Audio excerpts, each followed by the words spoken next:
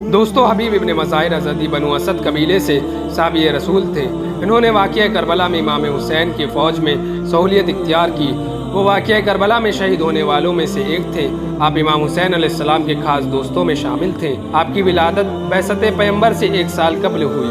آپ کے بچپن کا وہ زمانہ تھا جس میں پیغمبر اسلام مکہ مکرمہ میں لوگوں کو توحید اور خدا پرست کی دعوت دے رہے تھے۔ حبیب ابن مظاہر ان افراد میں سے ہیں جنہیں 5 معصومین سے فیض یاب ہونے کا شرف حاصل ہوا۔ منقول ہے کہ ایک مرتبہ پیغمبر اسلام صلی اللہ علیہ وسلم اپنے اصحاب کے ساتھ ایک جگہ سے گزر رہے تھے۔ اچانک ان کی نگاہ کچھ کھیلتے ہوئے بچوں پر پڑی۔ نبی علیہ السلام ان کی طرف بڑھے اور ایک بچے کے پاس جا کر بیٹھ گئے اور ان کے سر پر اپنا دست شفقت پھیرتے ہوئے اس کی پیشانی کا بوسہ لیا۔ اصحاب پیغمبر نے اس عمل کا سبب پوچھا تو آپ صلی اللہ علیہ وسلم نے فرمایا، ایک روز میں نے دیکھا کہ یہ بچہ میرے حسین کے ساتھ کھیل رہا تھا اور اس کے پیروں کے نیچے کی خاک اٹھا کر اپنے چہرے پہ اور آنکھوں پہ مل رہا تھا، لہٰذا میں اس لیے چاہتا ہوں کہ یہ میرے حسین کو چاہتا ہے۔ اور جبرائیل علیہ السلام نے بھی یہی بتایا ہے کہ یہ بچہ واقعہ کربلا میں میرے حسین کے انصار و مددگار میں سے ہوگا۔ وفات پیغمبر اسلام صلی اللہ علیہ وسلم کے بعد آپ امام علی علیہ السلام کا دامن تھامے رہیں، چونکہ آپ نے رسول اللہ صلی اللہ علیہ وسلم سے سنا تھا کہ میں شہر علم ہوں اور علی اس کے دروازے ہیں، لہٰذا جو بھی شہر علم میں آنا چاہتا ہے وہ دروازے سے آئے۔ اس لیے اپنے امام علی علیہ السلام کو سر چشمہ علوم اور وارث علم پیغمبر صلی اللہ علیہ وسلم جانتے ہوئے ان کی طرف رخ کیا اور کچھ ہی دنوں میں ان کے خاص صحابیوں میں شمار ہونے لگے۔ آپ نے جو علوم مولا علی علیہ السلام سے سیکھے ان میں سے ایک علم بلایا یا منایا تھا، یعنی آئندہ ہونے والی واقعات کے حوادث کا علم رکھنا اور ان کے بارے میں پیشن گوئی کرنا۔ اس سلسلے میں ایک واقعہ روایت ہوا ہے۔ ایک بار جناب میثم تمار گھوڑے پر سوار ایک ایسی جگہ سے گزر رہے تھے جہاں قبیلہ بنی اسد کے کچھ افراد بیٹھے ہوئے تھے۔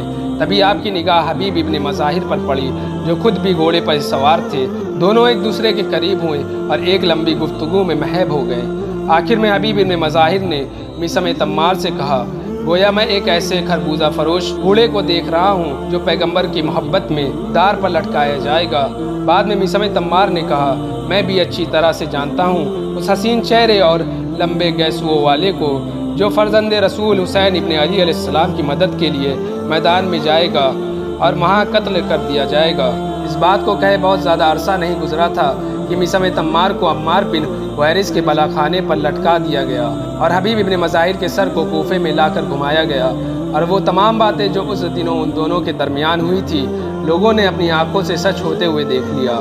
آپ کی زندگی بالکل پاک و صاف تھی۔ آپ کی دنیا سے بے رغبتی اور صحت کا عالم یہ تھا کہ آپ کی خدمت میں کافی مال و دولت پیش کیا گیا کہ جنگ کربلا میں شہید نہ ہو، مگر آپ نے اسے قبول نہیں کیا اور فرمایا، میرے پاس رسول اسلام صلی اللہ علیہ وسلم سے کہنے کے لیے ایسے عذر نہیں ہے جس کی بنیاد پر میں زندہ رہوں اور فرزند رسول کو قتل کر دیا جائے۔ پورے یقین کے ساتھ یہ بات کہی جا سکتی ہے کہ حبیب ان افراد میں سے تھے جن کے سلسلے میں امام علی علیہ السلام نے فرمایا تھا کہ دنیا نے ان کی طرف اپنا رخ کیا مگر انہوں نے اس کو پیٹھ دکھا دی، یعنی دنیا سے منہ پھیر لیا۔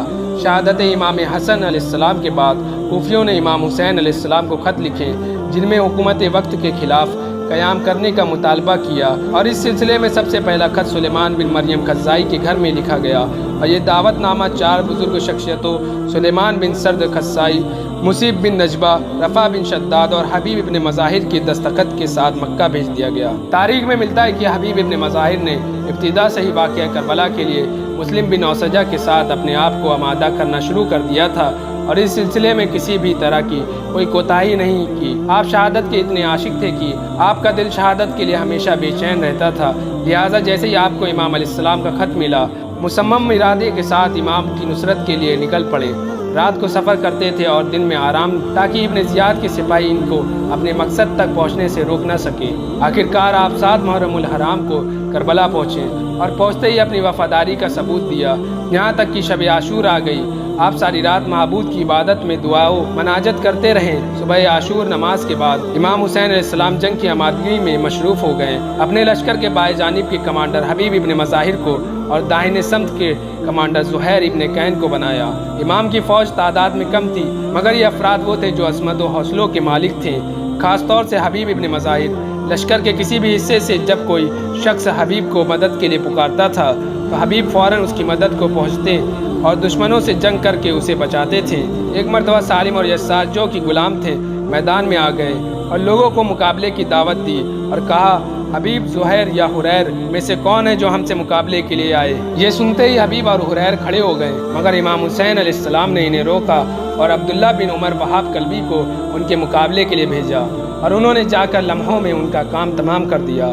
جنگ شروع ہو گئی اور لوگ ایک ایک کر کے شہید ہونے لگے، یہاں تک کہ جب مسلم بن اوسجہ زخمی ہو کر زمین کربلا پر تشریف لائے تو حبیب ابن مظاہر اور حسین علیہ السلام ان کے سرہانے پہنچے۔ حبیب نے مسلم سے پوچھا، کوئی وصیت ہو تو فرما دو، اگر زندہ رہوں تو ضرور پوری کروں گا۔ مسلم نے کہا، وصیت یہ ہے کہ جب تک زندگی رہے حسین کے ساتھ نہ چھوڑنا۔ حبیب ابن مظاہر نے کہا، خدا کی قسم میں ایسا ہی کروں گا۔ جب ظہر کا وقت امام علیہ السلام نے نماز پڑھنے کی مہلت مانگی تو حسین ابن تمیم کہتے ہیں کہ حسین تمہاری نماز تو قبول ہی نہیں ہے۔ یہ سننا تھا کہ حبیب ابن مظاہر نے غضبناک لہجے میں کہا، اے گدھے، تو یہ سوچ رہا ہے کہ تیری نماز قبول ہے اور فرزند رسول کی نماز قبول نہیں ہے۔ اس کے بعد دونوں نے ایک دوسرے پر حملہ کیا۔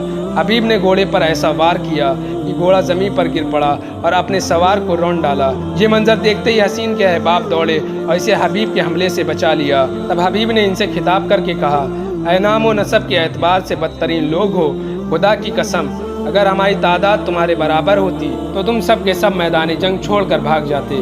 آخرکار انتظار کی گھڑیاں ختم ہوئی اور وہ مجاہد بوڑھا ہونے کے باوجود جوانی کے جذبات کے ساتھ ننگی تلوار لے کر دشمنوں میں جاتا ہے اور ان کو تہ تیر کرتے ہوئے یہ رقص پڑھتا جاتا ہے، میں حبیب ابن مظاہر ہوں۔ جب جنگ کی آگ بھڑک گئی تو میں اکیلے میدان جنگ میں آ گیا ہوں۔ اگرچہ تم لوگ طاقت و قوت کے اعتبار سے کثرت میں ہو مگر میں تم سے زیادہ قوی اور وفادار ہوں۔ تقریباً 62 لوگوں کو واصل جہنم کیا، مگر اچانک بدیل بن مریم افغانی نے آپ پر حملہ کیا اور آپ کی پیشانی پر ایک تلوار ماری۔ اس کے بعد نیزے سے آپ پر حملہ کرنا شروع کر دیا۔ جب حبیب ابن مظاہر گھوڑے سے زمین پر آ گئے، آپ کی داڑھی خون سے رنگین ہو چکی تھی۔ اس کے بعد بدیل نے آپ کے سر کو تن سے جدا کر دیا۔ آپ کی شہادت امام حسین علیہ السلام اور ان کے ساتھیوں کے لیے بہت شاک تھی۔ حبیب کی شہادت امام حسین پہ ایسا اثر ڈالا کہ آپ علیہ السلام نے فرمایا، میں اپنا اور اپنے ساتھیوں کا اجر خدا سے چاہتا ہوں۔ اے حبیب، تم ایک با-فضیلت انسان تھے۔ آخرکار حبیب ابن مظاہر اسدی امام حسین علیہ السلام کی وفادار صحابی 75 سال کی عمر میں 10 محرم 61 ہجری کو زمین کربلا میں شہید ہو گئے۔ اللہ سے دعا ہے کہ شہدائے کربلا کے صدقے ہم سب کو اہل بیت کی محبت عطا فرمائے، آمین ثم آمین۔